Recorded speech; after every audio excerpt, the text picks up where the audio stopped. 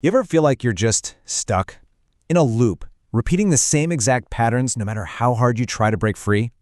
We all tend to blame ourselves, right? We think it's a lack of willpower. But what if that whole story is just wrong? What if those patterns aren't a sign of failure at all, but actually a sign of intelligence? Let's dive into a way of looking at this that completely changes the game. I mean, this is the big question, isn't it? It's such a deeply human thing. We find ourselves in the same old arguments, the same kinds of jobs, stuck in the same habits, and we just can't figure out why it feels so impossible to escape. We're going to unpack this, but probably not in the way you're expecting. You know, when we talk about being stuck, the words we use are usually pretty harsh. We call it a bad habit or inertia, or we say we're being resistant. It all sounds so negative, like it's some kind of personal failing, a stubborn refusal to grow up. These are words of judgment, not really words of understanding. And that's really the heart of the old way of thinking, that this repetition, it's a reflection of our character. If you're stuck, well, you must be weak or unwilling, or you're just not trying hard enough. But this perspective, it completely misses what's really going on under the hood. Okay, now this is where things get really interesting. Just look at how this structural view flips the entire script. What we normally call a failure, it sees as intelligence. What we see as some kind of pathology, it sees as a necessity. Our weakness is actually an act of preservation.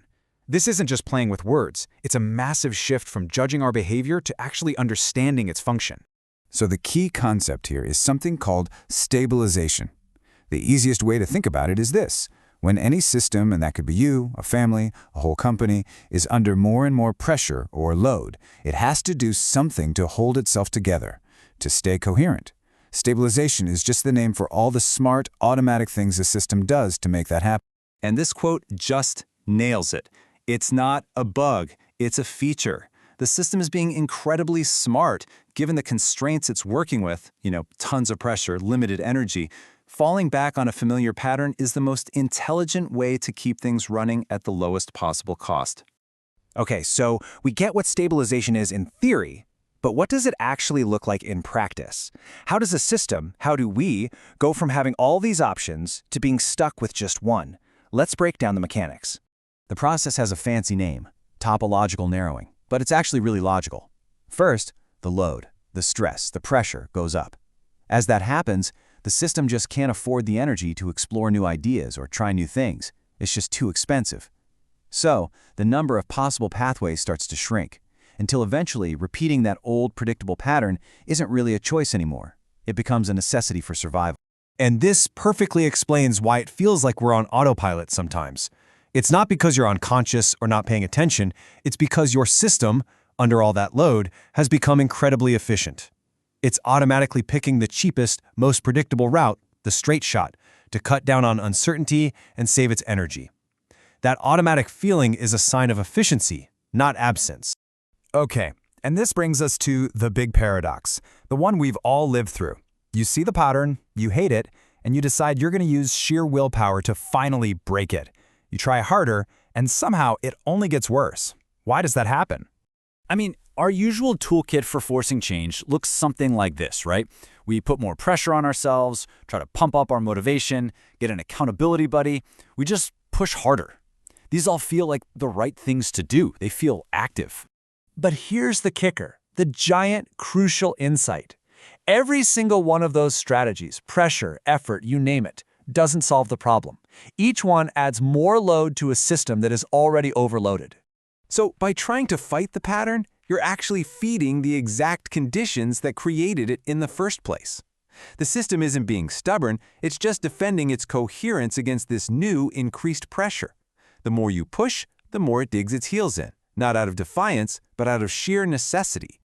So once you really get this core idea that patterns are a response to load, it just changes everything. All these common psychological ideas that we use all the time suddenly look completely different. Let's take a big one, for example, resistance. We talk about being resistant to change like it's some kind of deep character flaw. But what if it isn't opposition at all?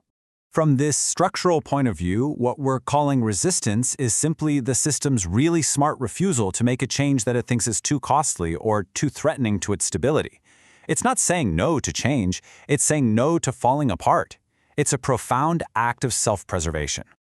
And here's another one of those loaded terms we use. When someone falls back into old habits, we call it regression, like they're literally moving backward in their life. But from a structural view, the system isn't moving backward at all. It's just returning to a familiar setup, a state that it knows was stable and that it knows worked in the past. When the current way of doing things becomes too much under new pressure, the system wisely retreats to a configuration it knows can survive. This lens even changes how we think about our own identity. We tend to think of our identity as this fixed, static thing, It's just who I am. But structurally, our identity is also a tool. It's a structure that helps us preserve coherence, that reduces ambiguity, and makes our responses predictable, especially when we're under a lot of load. All right, so we've looked at stabilization, we've redefined resistance, even identity. If we boil this all down, what's the one key insight we really need to walk away with? This is it. This is the absolute core of it. Your patterns, my patterns, they don't stick around because they're faulty or because we're broken. They persist because on some deep structural level, they are doing a critical job. They are successfully keeping the whole system coherent and functioning under strain. And that realization changes everything. All of a sudden, a repeating pattern is no longer a source of shame. It becomes data. It's a readable signal that's telling you something important about your own system, about its strategies for holding itself together, its responses to pressure, and what it absolutely needs to function. It takes the blame out of the equation and replaces it with curiosity. So instead of asking, how can I force this pattern to stop, this structural view invites a much more powerful question. If your pattern is a signal of a structural need, what is your pattern telling you?